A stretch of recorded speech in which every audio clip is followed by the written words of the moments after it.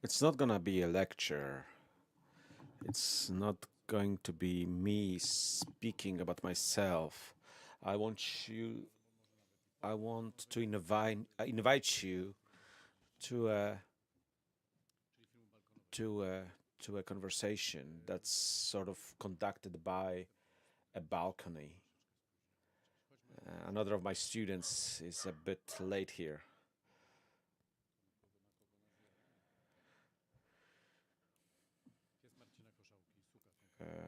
Marcin Koszałka's dog, Miucia.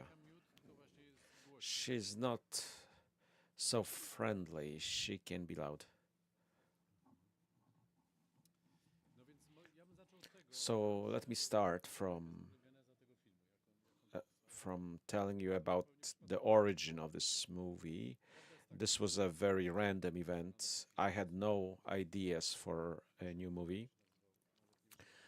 Following the you don't even know how much I love you. This was about a movie about a therapy of a mother with a daughter. It was a very intimate movie. It was quiet, muted. It was about how psychotherapy can help. And this was a pair of mother and daughter who could not just get along. They could not communicate. And it was something that was not thought to be achievable. I was able to enter therapy room with a camera. Mariusz knows a thing or two about it. We talked how this is fun, but up to some point, and later on gets tiring. And you play the same record over and over, and then you have this internal pressure to do something else, do something different, to give something to viewers, and to prove to yourself that you still can do something new.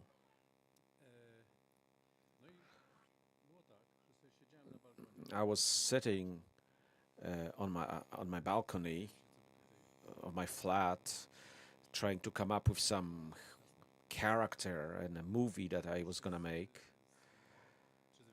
And out of habit and curiosity, I started watching people walking by.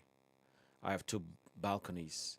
One is private, where I was, and there was a bigger one, and I was sitting there and listening. I love to listen to people's conversations and watch people, and also peek at them and eavesdrop on them. And I was very curious who these people were, and I was thinking, who is she? Why is this man in a hurry?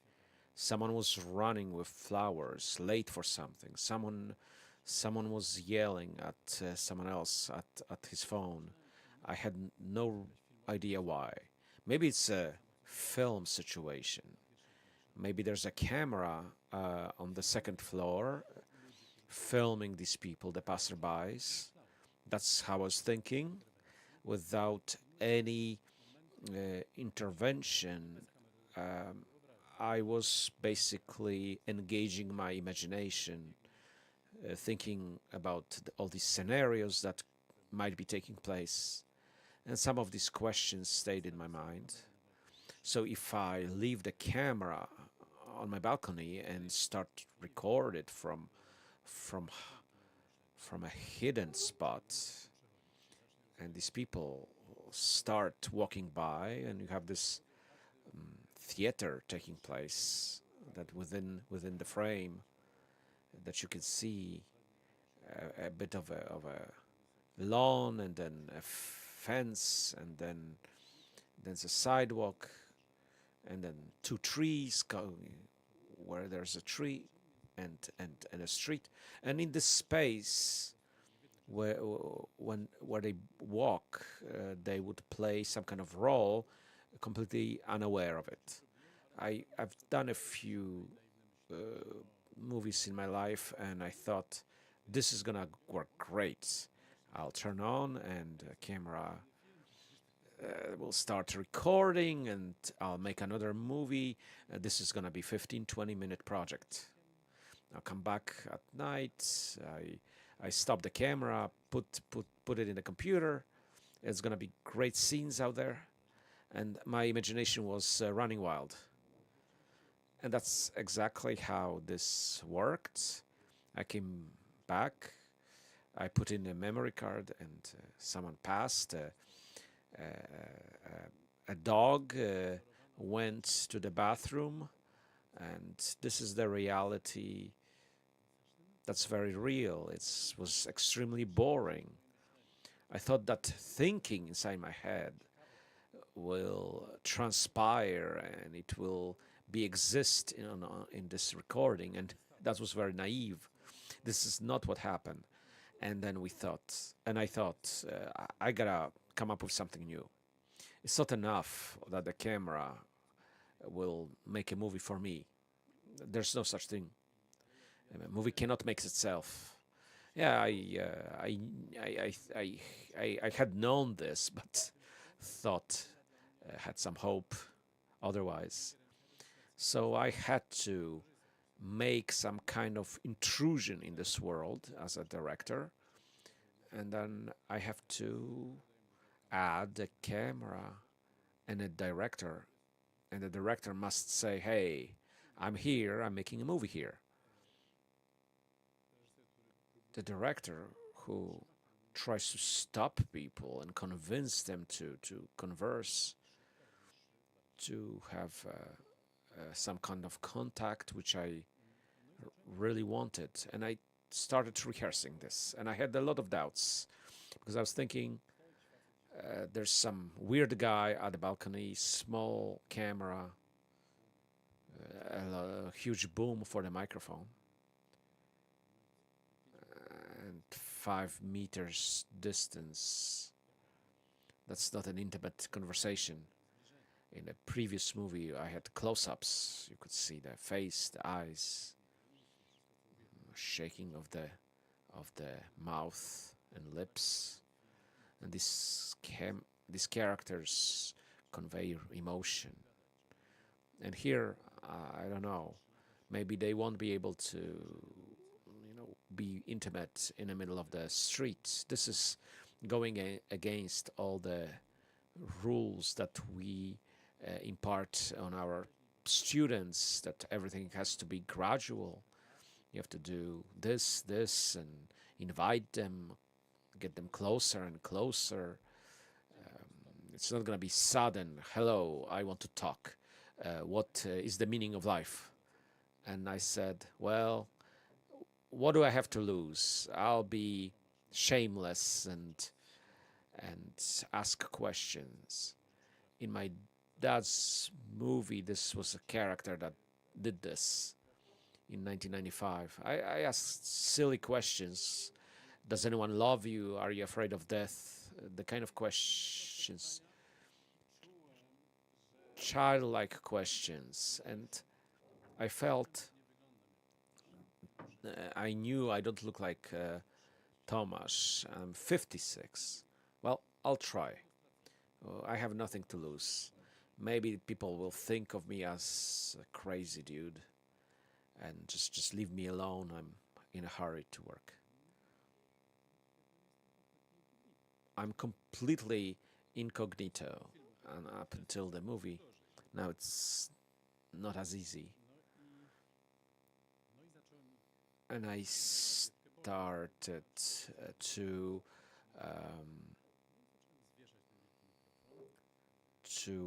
test it in practice. I attached microphones to the fence. I started asking them I said, hello, hello, I'm here. Can you talk to me for a bit? I was I was actually surprised that it actually worked. I had some refusals, but people were actually curious. They asked questions, and I explained, I'm trying to make a movie about life. I had previously made movies about characters that I seeked out and selected, and now I'm kind of lazy and I just want to sit here. And if I wait long enough and I'm patient enough, will the entire world enter my frame? And I tried to convince myself as well. That's how I explained this in theory. That was my theoretical assumption, to turn the tables. So instead of director chasing the character, I did it vice versa. Perhaps staying in one spot, would that then mean the whole world enters my frame?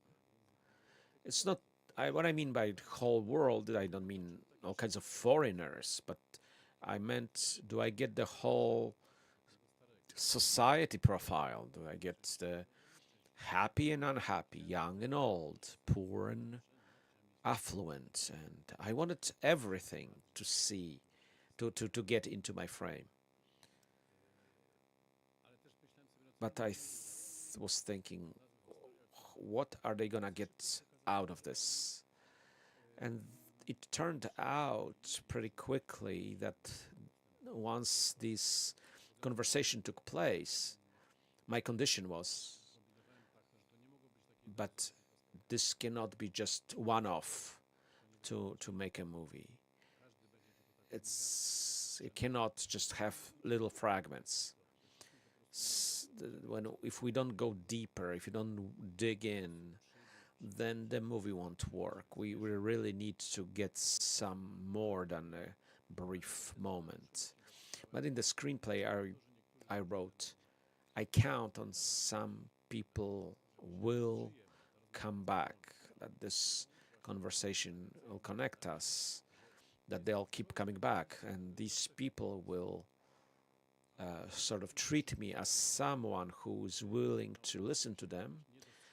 Most people feel unheard in life or ignored in some sense. So sometimes in families the communication suffers. And then I thought, well, like strangers in a train, sometimes you have compartments in trains, and sometimes you have two people you can confess and even tell someone, a stranger, because it's just a 1 hour random encounter. And when I was on my balcony in spring, if I just stay there until the next spring, but because some motives opened up and stories open up, people who became main characters like Zosia, Jadwiga, the boy who left, who got out of prison to rebuilding his life, and perhaps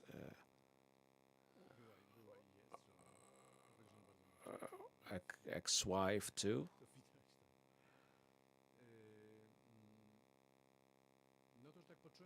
And I felt more assured of myself. But 1 year was not enough. I had to listen over this material, and I waited for people to perhaps still come back. So the way I thought of this, that was a secular confessional. And a year and a half, that's how long I spent there. And when the pandemic came, everything stopped, and I didn't want to wrap this up in this way, and it's a sad ending. Yeah, this was about a year in life. It was not supposed to be about a disaster, about the end of the world. So I did some shots during the pandemic, but that was a separate movie for HBO, Masks and People. That was about the first lockdown in Warsaw. After we shot it, I say we, I as a director and my characters. And then later on, I started cutting. I got Piasek and Wójcik, who were a great team and a great duo, and they cut Chopin as well. And you're familiar with them. They're fantastic. I really needed fresh, almost virgin eye for this. I was uneasy about this on many levels. First, the anxiety at the beginning, and then, okay, once you're patient enough, then you'll find someone. Someone is just full. You'll find someone just full of things, ready to explode with emotions and sharing their story. So I had those incredible meetings that you cannot even imagine. You can't see it, but there's a man who is Pan Piotr, who tells us how he was an alcoholic and that he had lived in a fog. What's that fog? Alcohol. And this happened half a minute after this was in my frame. Next to me is a psychoeducational center where you can get therapy. And he had some time. He came a bit early. I touched him with that question. Who are you? I'm Piotr. And I cut some of it, but one doubt had left, and I thought in a very orthodox way. So I had a static framing. So I would go a bit wider, a bit narrower. I stuck to it. After 2 to 3 weeks, I came to realize that it's just so limiting. There's stuff on the left and the right-hand sides, and because of that orthodoxy, I was gonna be sitting there and have the frame unmoved. Is it gonna be stuck with this? What am I gonna get out of this? So the form, in a way, is going to negatively affect the message. And also I had the other side of the street, which is another departure from my rule, and I really wanted to reach them on the other side as well. So we had the cutting stage. I had 2,000 meetings shot, and now we had to go through all of them, and we have to maintain chronological order. We cannot have winter, spring, winter, and then autumn, and then summer. Although initially I had thought that this was supposed to be, or was gonna be, a patchwork, but we rejected that idea pretty quickly. It's absurd. When you cut, you need an order, you need some chronology. So this was limiting. I had really great scenes in winter, which unfortunately I already had touched upon in summer. So they can't tell me about it in winter. So that eliminated a lot of cool things. They did not fit into the whole setup. Initially, we thought of classical cut, so divided by subject. And just like a movie, right? You have whatever subjects we have: homelessness, love, separation, passing of time, getting older, illness. And I thought it would be great to put it all together. And we did this kind of cover, which came out as a complete mistake. We absolutely murdered the material. And the randomness, when I was outside on the balcony, the anticipation of randomness, who's it gonna be? A man, a woman, what they're gonna give me? And it was a cool thing. And then when we separated the things into categories, it became boring. The difficulty of this task was that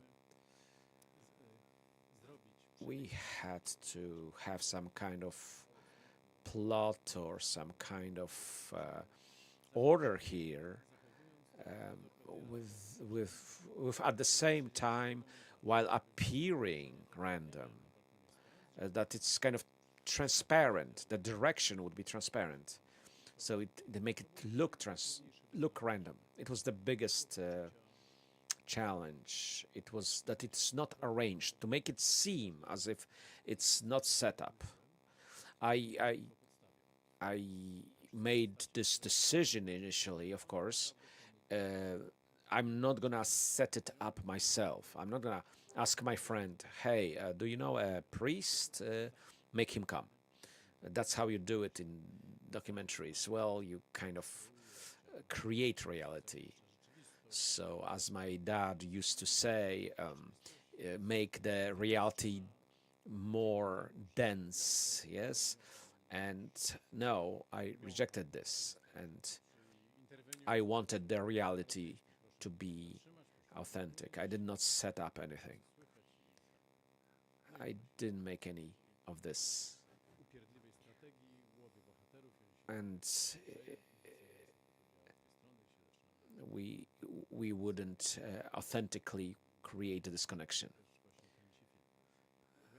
I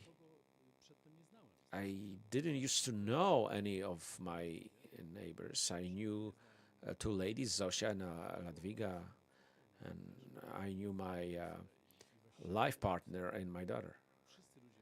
Every person who shows up there were complete strangers.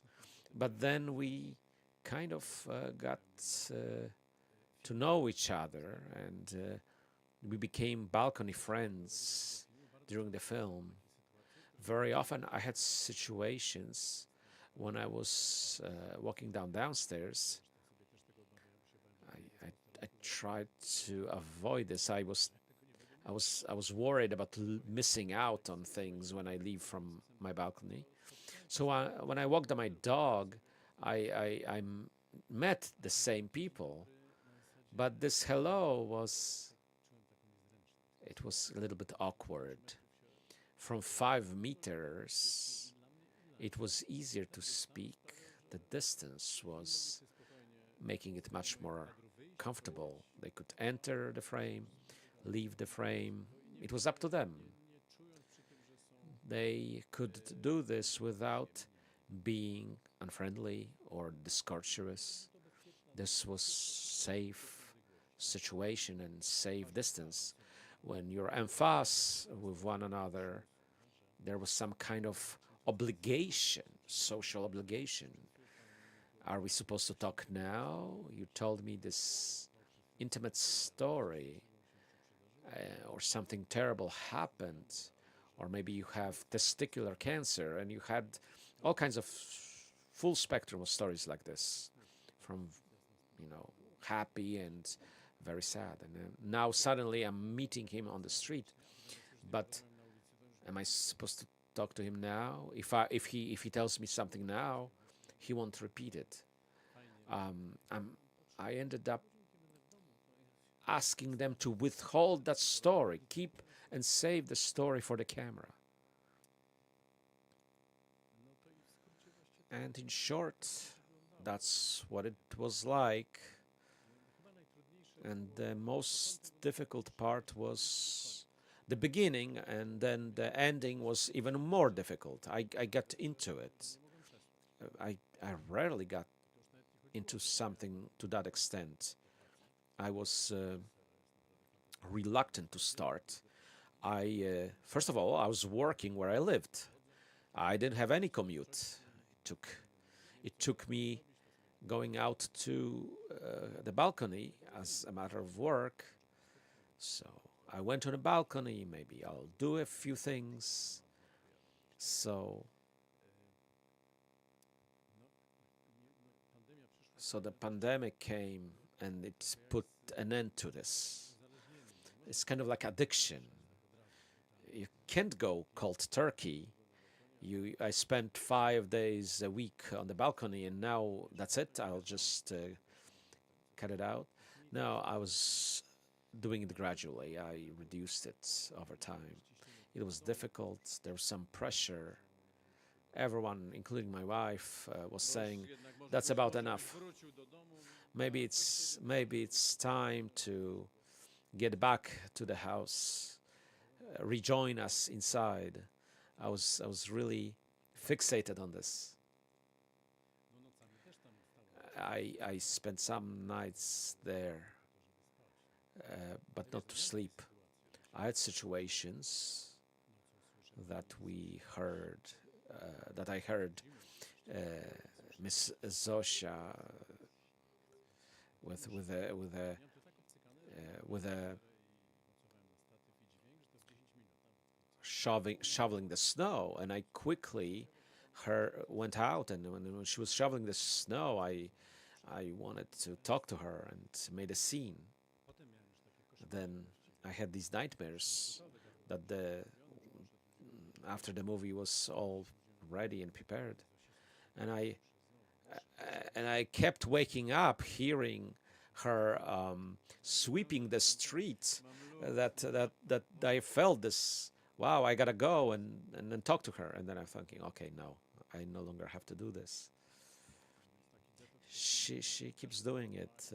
You have to detox after making a movie, because I imposed these strange circumstances. It was even more so difficult because of my working at home. And then I had to visit each of the characters to sign an agreement. And I counted 5 seconds after finishing. I asked them, "Hey, I got this agreement with Rodo." People react very well to Rodo. That was a new thing. So Rodo, give me this, give me that. Yeah, name and first and last name. I have all your.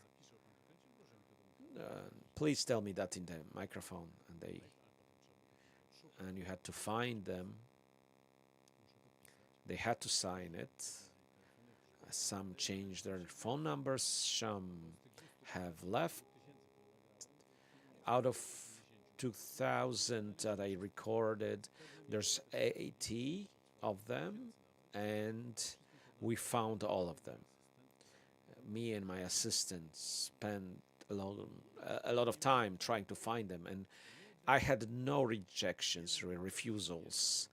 One guy didn't agree, and that was a really good scene.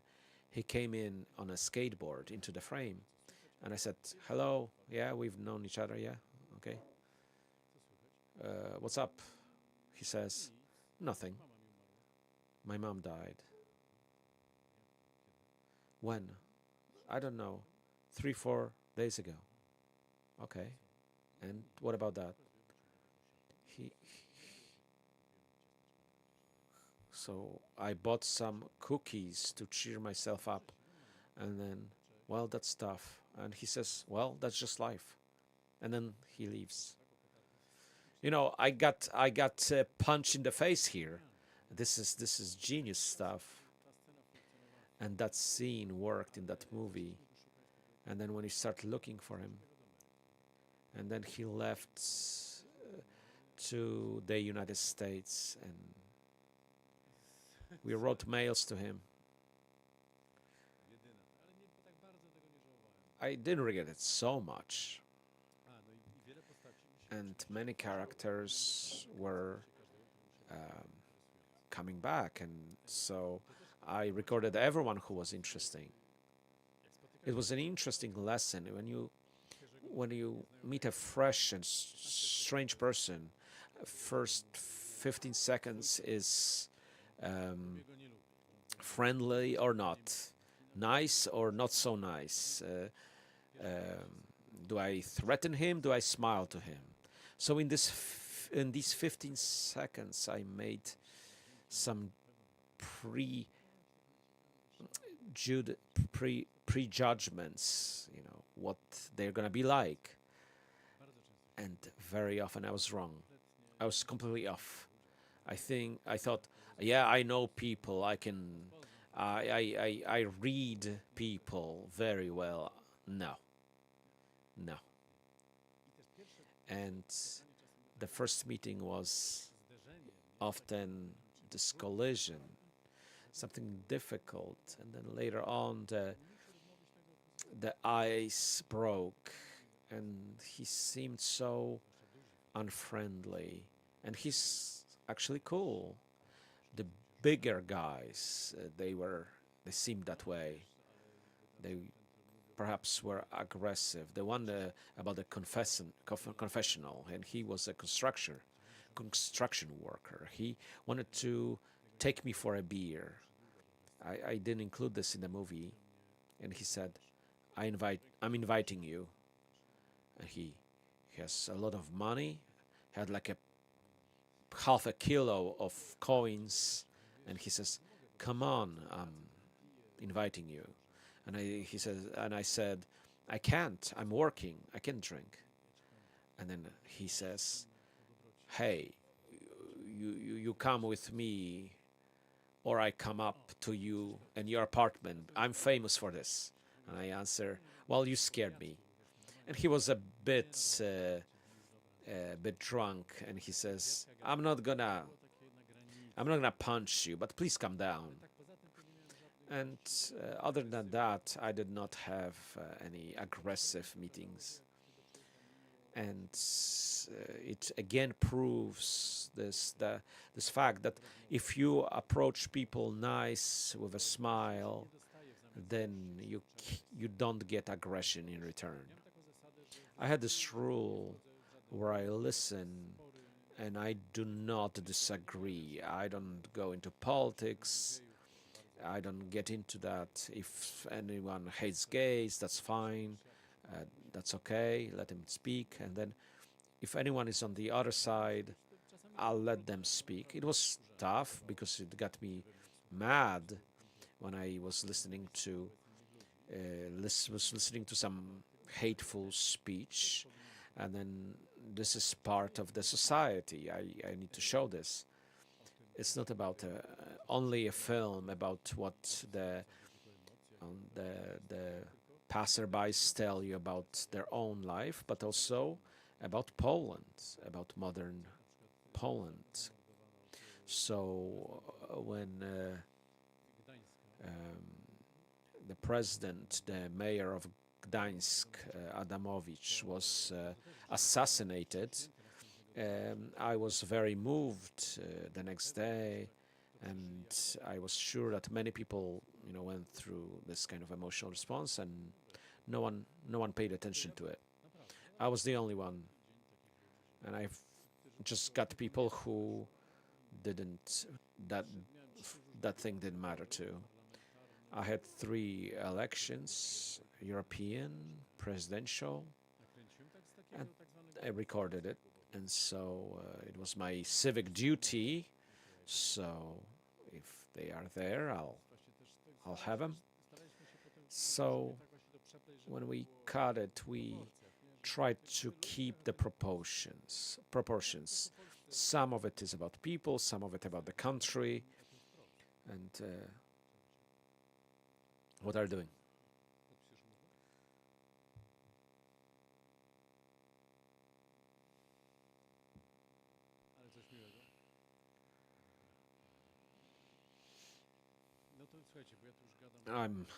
I've been speaking for 45 minutes, maybe. I'm curious about the equipment that you used. You have panorama shots, and I practiced.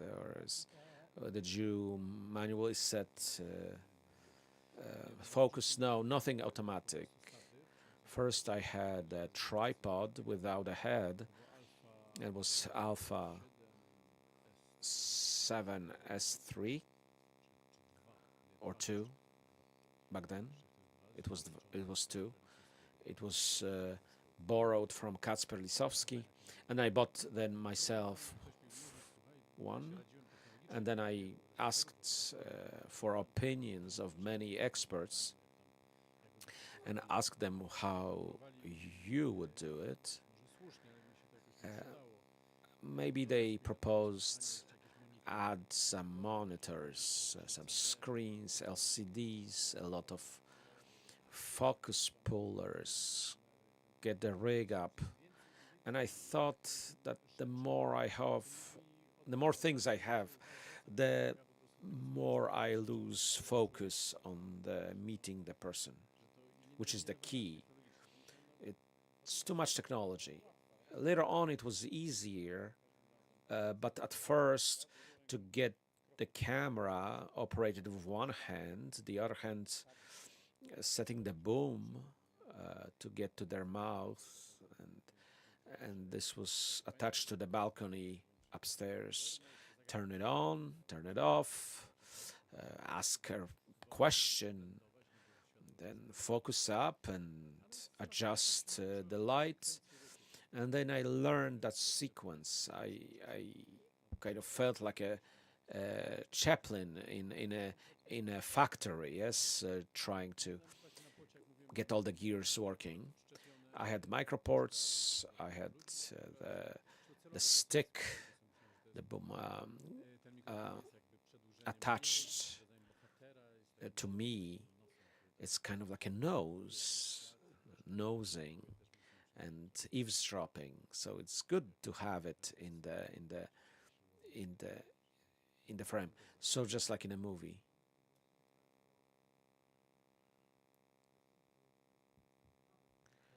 The play that you have, the visibility of the microphone, I thought that was intentional, because this is something defines you, not as some kind of crazy guy. It legitimized your director, as a director, legitimized your work.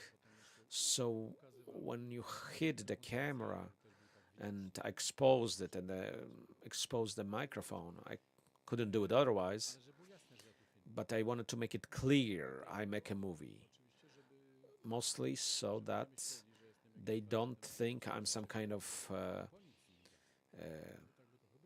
crazy guy who just talks to them from their balcony. Well, the reason of making a movie really made it genuine to them. They asked, where are you gonna screen this movie? And I said, TV, maybe cinema. And they said, no, this is not gonna work. And I told me, I suggest YouTube, because you're wasting your time here. As a YouTuber, you could easily make money while you're doing this, and you have sponsors. So I got a lot of advice, and they told me that if you're stubborn, you can keep doing this. So that was really funny.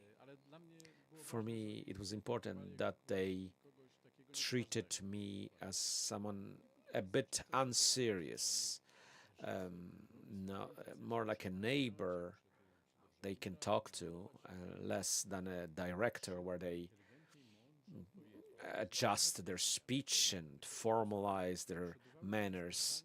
We wanted the meetings as two normal two people meeting with a camera as sort of an addition, not for camera, but people talking to each other.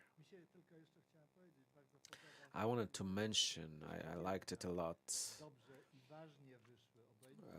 that women came out so nicely, not just the young ones who show off their beauty, and also the older women who ponder the meaning of their life. Women were much more open, and I think that's to be expected. The most interesting conversations were with women.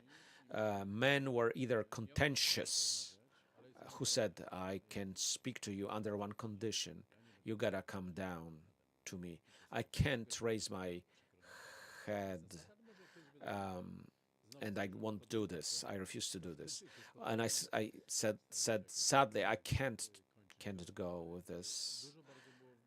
Perhaps there was a lot of resistance and unwillingness to share. It's the unwillingness to open up. It was hard to reach them. The exception were men who, how to say this, who had little to lose. So the homeless, for example. So I had so many homeless. I had at least 10 of them. One woman among them. Very, very sad situation there. So they shared without pretending. They were straightforward. Or this incredible guy who told me about the love for his partner who he had just lost after 50 years. And I just wanted to stay silent, to let him speak. In general, it was my overall approach. I ask a question and withdraw.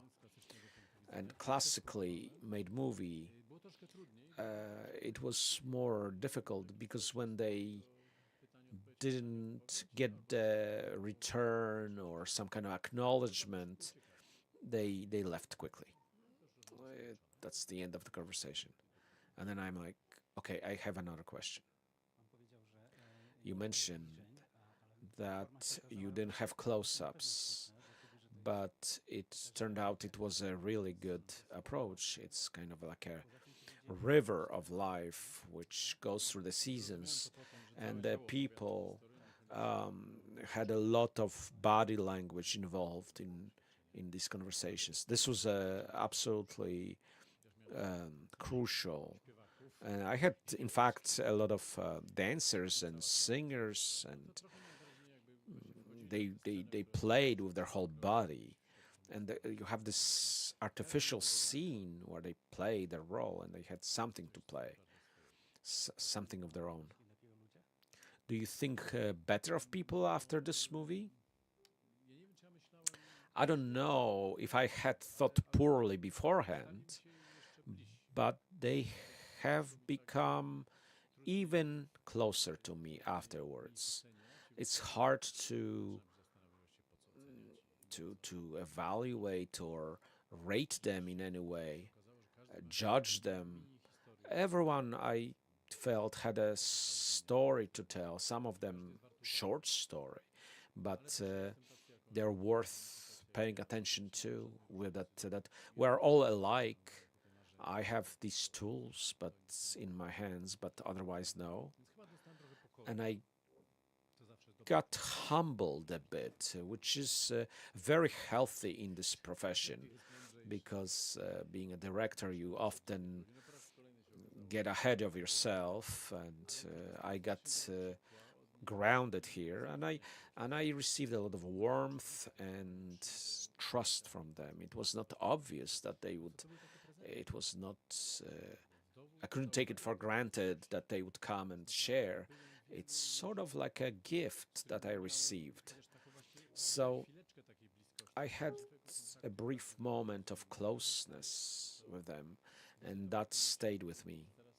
And I see it when I see them around, and we wave, and I think, okay, this is this and his wife, and they never spoke to me, and then this is the pair with the stroller, and then I got to know them, learned who they were, and then we say hello, hello. We have this mutual understanding, and then someone says, "I saw that movie, and it was great, and it has one downside. What's wrong with it? I'm not in it." And so there were some people who were disappointed, who gave me something. They got other stories, but they're not in the movie. But this is what kept me on the balcony, the social contact, the closeness. It gave me the sense of meaning here, the contact. It's a strange feeling now, walking around my neighborhood, feeling like a character in Truman Show. And it's been 3 or 4 years now, and still. And this is a sort of a game to find that balcony. And they find the balcony and they yell, "Panie Łoziński, I found you." Someone came from Szczecin. He promised his girlfriend to find this spot and that he'll contact me. And he yelled, and I came out, and he asked if he could make a selfie, and he was so excited to send that picture to his girlfriend that he had promised. And he says, "You really restored my faith in people." And I was so happy to hear this. This was a great compliment to receive. So I not so much restored faith in people, because I never really lost it, but it strengthened that feeling I had originally. Są dwa filmy o Polsce. Alo, alo? Nie, bo to jest do internetu, to nie będzie tu głośno, tylko będzie głośno tam u nich. Są dwa filmy o Polsce. There are two films and Poland and Letters from Life, classical portrait, and he gives the commentary and looks at the street in Warsaw, and you're inside. It's not an outsider, it's Pan Łoziński. It's fantastic that you only ask and remain silent. So you're there. We have a collective portrait of Poland, but also of yourself. I really enjoyed that movie, and I loved your character. Here you're complimenting me. The feeling is mutual. Your silence was great. Your characters spoke, but they also stayed silent. There's the silence. Your silence gained an additional quality. This very delicate communication is so needed nowadays, and I'm happy to hear what you got out of this movie. I did want to have this movie about the person behind the camera. Maybe not so much about myself, but more also as a profession. So I shot some scenes that never made it to the movie, but let's say someone parked a car under my balcony and left it running, and left it running, and they had an office inside the car, so the engine had to use the IC. So I came down with a open camera and a mic, and very politely, I asked for the person to move, to drive away. So I maybe thought I needed this kind of shot, that the questions in the movie would be insufficient, that I would have to add this as, hey, this is a director, he directs the traffic, but in the end I never used it because it seemed redundant. Yeah, it's also about this guy who's there, and the family is worried about him, and he's not part of family life, and the cost of performing this job, and a lot of times, you know, the cost of shooting a movie, which may take up to half a year, and the absence at home is a big cost and very often underappreciated. Problem z kąsem. Przepraszam, że tak mówię. Ja miałam problem z kąsem. Jak widzisz, że jak ta muzyka, tak bardzo piękna, So i takie echo. Jak wiesz, te mobile dla dzieci, że tak jest hipnotyzujący, bo ta forma jest bardzo hipnotyzująca. this is A odesz. A jeszcze coś. Zrozumiałaś To dobrze tak piękny ten koniec, ale czuć, że ty wiesz, nie mogłeś wejść tego, taki trąsę zrobił. Starałem się, tak. I tried that an cool shot, a wide plan would be great. So to get the unzoomed shot of the setting for the whole movie at the end, and having the surroundings shown was kind of a bonus for the viewer. And the rain that washes off all the worries and anxieties and gives hope.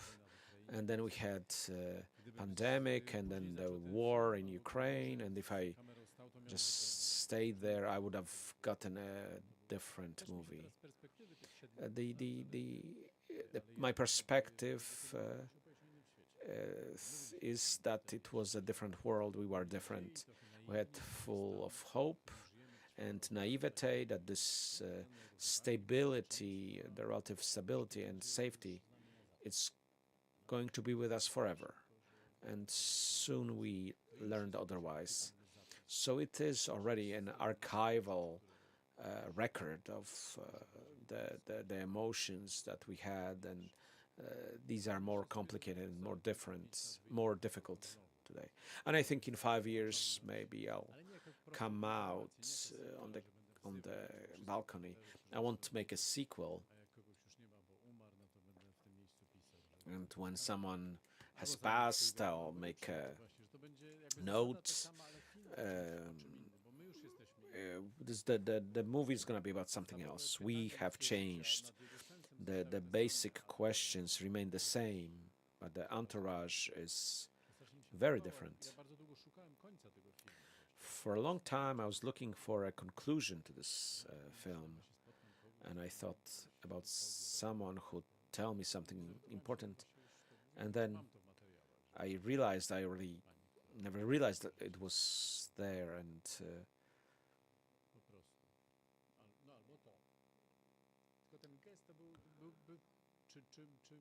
the gesture of the girl, the sensitive girl, who, despite that, agreed to be in the movie, I had this feeling, those who don't go through a psychological crisis, and we can put on these social masks and to juggle the social appearances. She didn't have this. Her name was Agnieszka. I saw her regularly, and later, and she calls sometimes, and this was the most interesting. It was about her breaking through. She is able to break through the shame and fear. And going back to this, she was left with this question at the end: what's next? And then everyone we all have this, when we meet someone, at the end of it, is this an obligation to me? Is there anything I owe them? Are they gonna call? Or what if they want something? She named it, what's gonna come out of this, and the gesture of community at the end. You didn't hurt me, and I mean, we know what this gesture is about. To end the movie that way would be a bit too little, and we gotta have to answer, and the meaning of life, to answer that.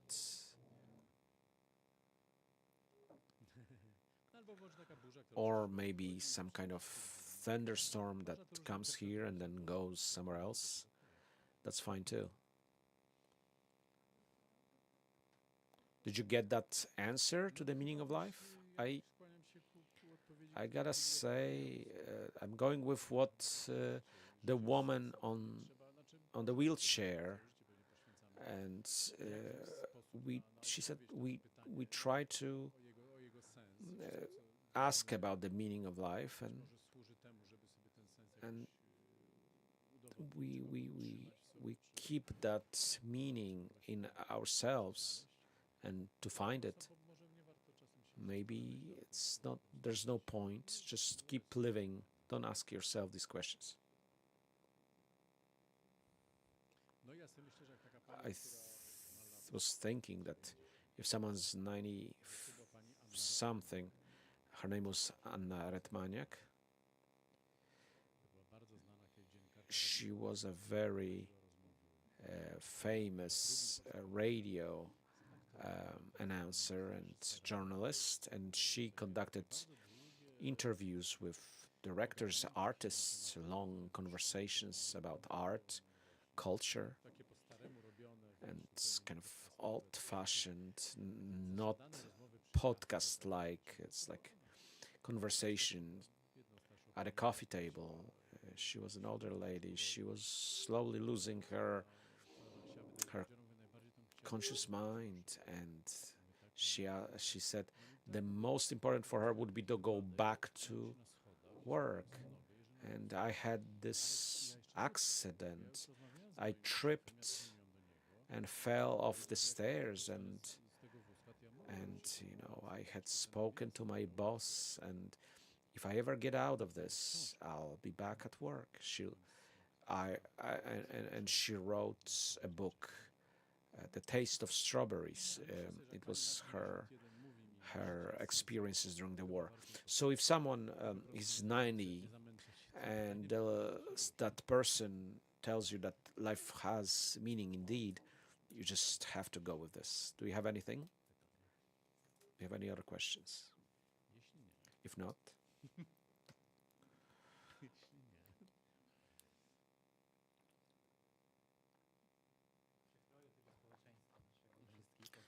the cross-section, looking at the cross-section of our society, who did you find most difficult to communicate with?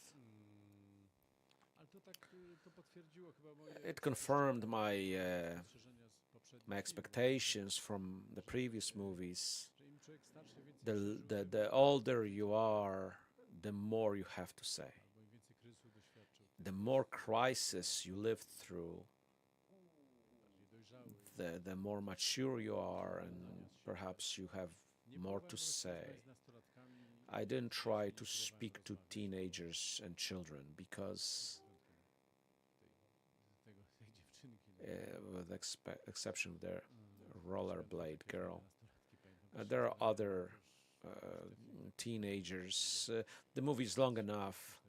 There were two funny friends, and they're both laughing and writing on the phones. Who do you talk to? And we talk between each other. You're next to each other, and we text to each other. This is beautiful. It's some truth about the world now. When you watch, you don't feel it's 100 minutes. You still wait for people to come back. My rule, when you watch a movie, you're waiting who's gonna show up. That's how we did this in editing. Miss Angela, there's this character. I think her name is Angela, and the one who was pregnant, and then later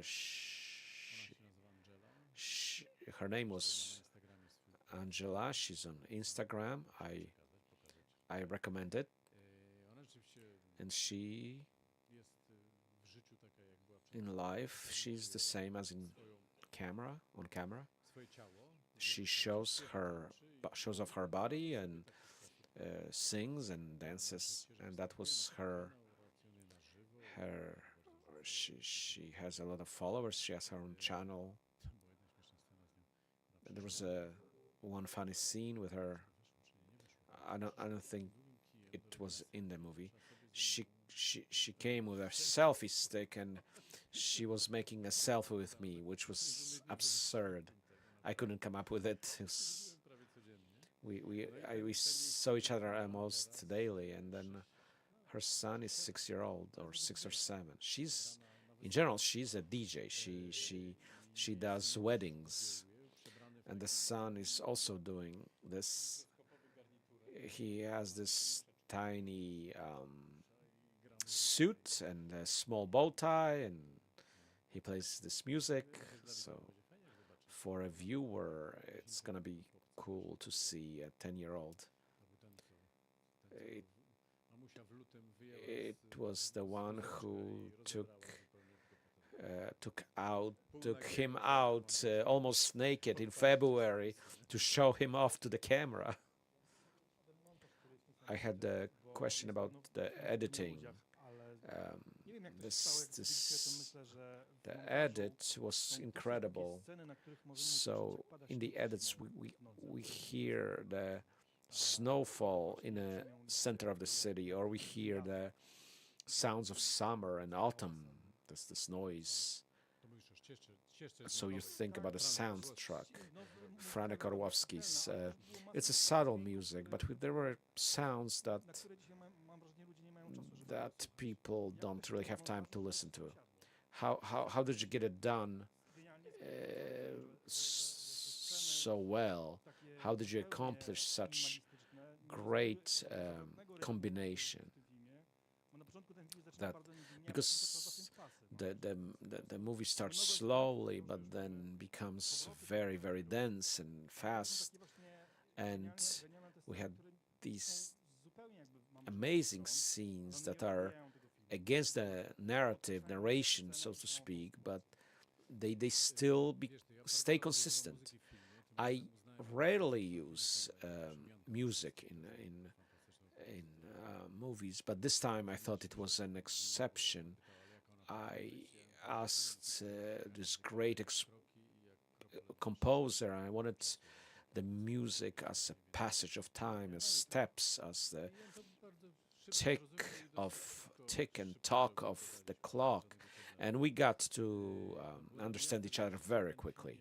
It was clear that we have to put some rhythm into the movie, and we had some kind of divisions or separation, but those seasons are the first snow, and then the first person leaves the footsteps in the first snow. It's kind of metaphorical, and the sound, the role of sound, it's the sound is not overcomplicated. it's just normal Dolby stereo. But the intention was to give the viewer a break and to give someone time to gather their thoughts. It cannot be too fast. Give it a pause. Keep some pace. I believe this worked. As you mentioned, in this chase, in this acceleration, but I had the feeling that gathering the material for this movie, this something I communicate to the students, is to look deeper, look into something, find the meaning in the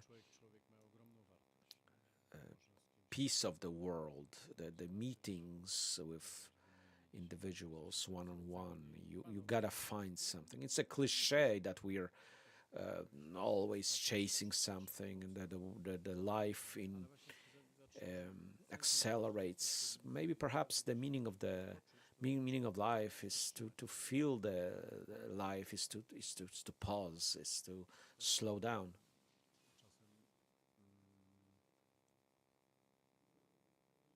Perhaps sometimes, maybe with some fascination, I got wonders when I slow down. I'm so lucky to meet so many people, but I had to slow down.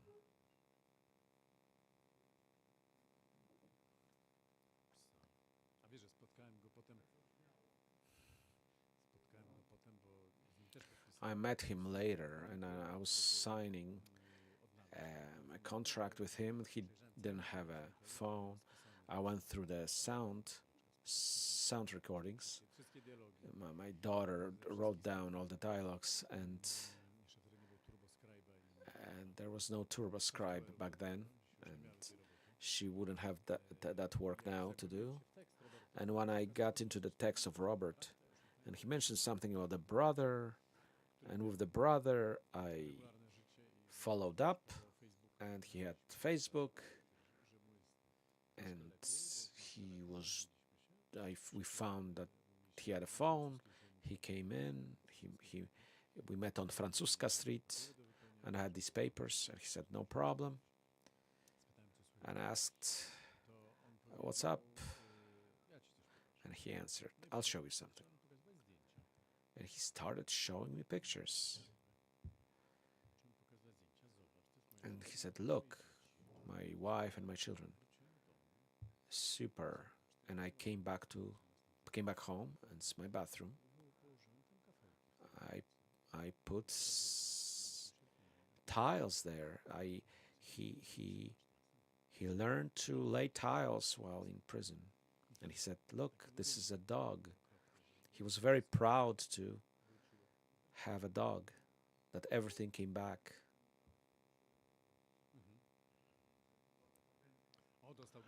He got a lot of things. He got a water bottle, and he got a backpack. So symbolically.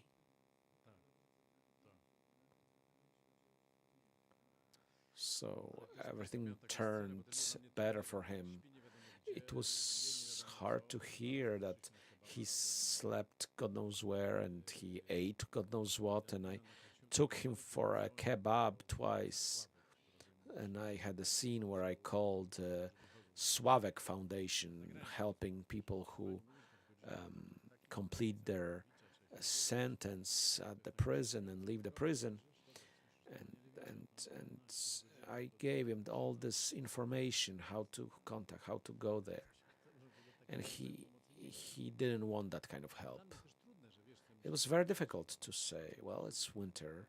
He comes up to my balcony. He tells me that story. And what then? And then we had that kebab. It's very, very hard to talk to people when we have that homelessness pandemic and helping them. It's tough.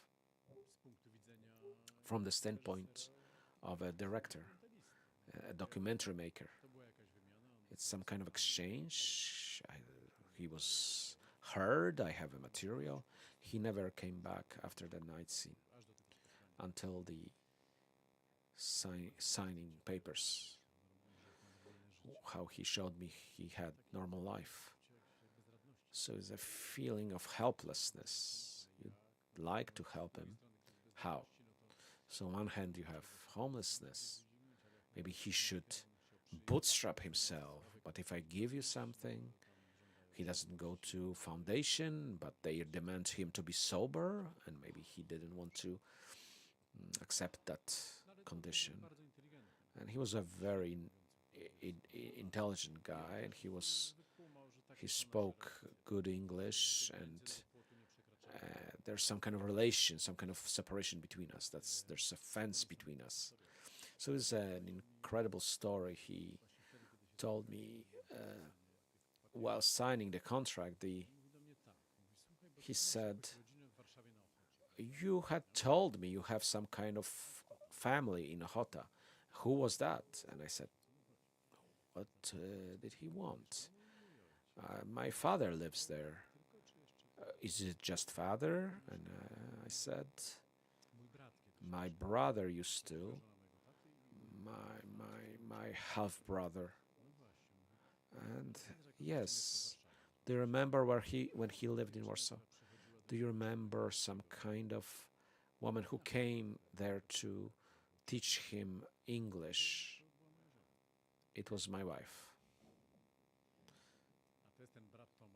It's a brother Tomasz who was in my dad's movie Anything Can Happen, the title. Anything Can Happen. And I learned his story, told me about his wife, who was the daughter of a Polish diplomat who took her down, and Robert, and then something happened. He worked construction, they separated with the wife, he started drinking, he got caught by the immigration services and got deported to Poland, and he became homeless, and that's his story. And that's why you had great English, because he lived in the US.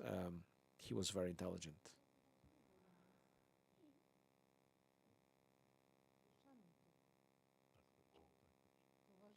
He said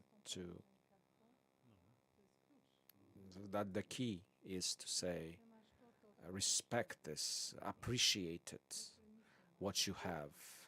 Someone who lost everything knows the value of what they had and what they no longer possess, and they tell us to appreciate it. Thank you. I'll go back to my editing room and about all kinds of interesting topics. Thank you.